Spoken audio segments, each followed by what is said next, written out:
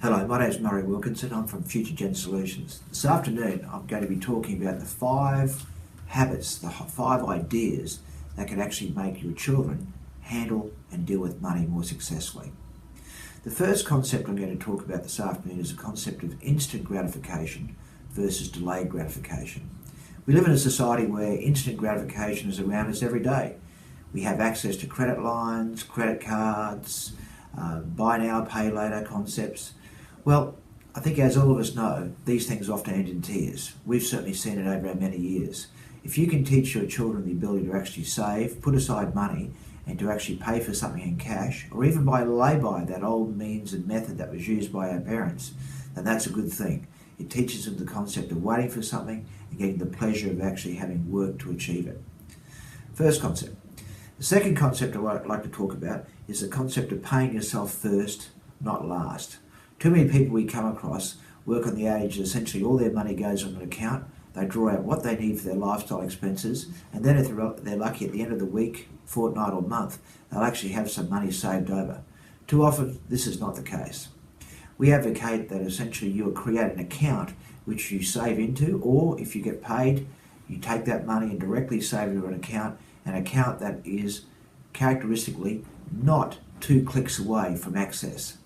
If you can actually save directly into a bank account, not access it, that is pay yourself first, then you've got a good chance of actually saving. The second thing is if you don't enable it with online banking, it means that you have to go to the physical bank to get the money out, and that's another great way to actually enforce that savings habit. The third concept I'll talk about is the 10% rule. The 10% rule is often used as a general catch-all. That is that you should save 10% of what you earn. Well, it certainly applies up until the age of 25.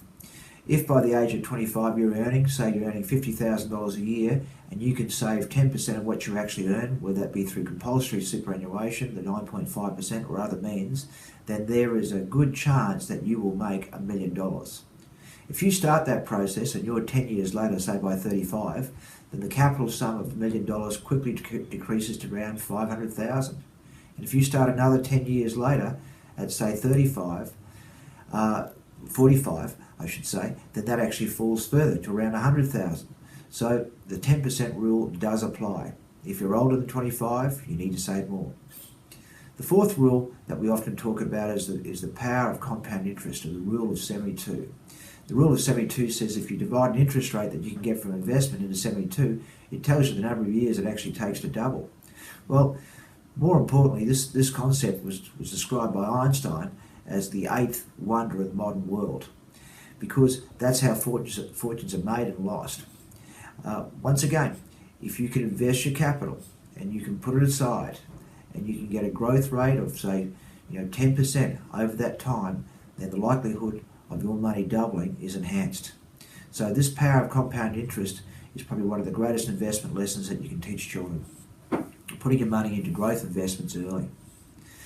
The last lesson that we advocate that parents and young people should learn is the difference between being remunerated by way of money versus that of experience. Often in this society today, people are always after the money, but the experience is what makes you a better person and a more valued commodity. As we know, our lives are shaped by the experiences that we actually endure.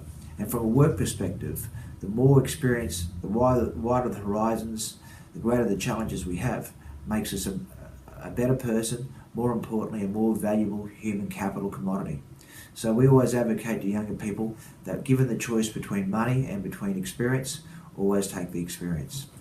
We hope these lessons have helped this afternoon and will go some way to making younger people more successful managing money. Good afternoon.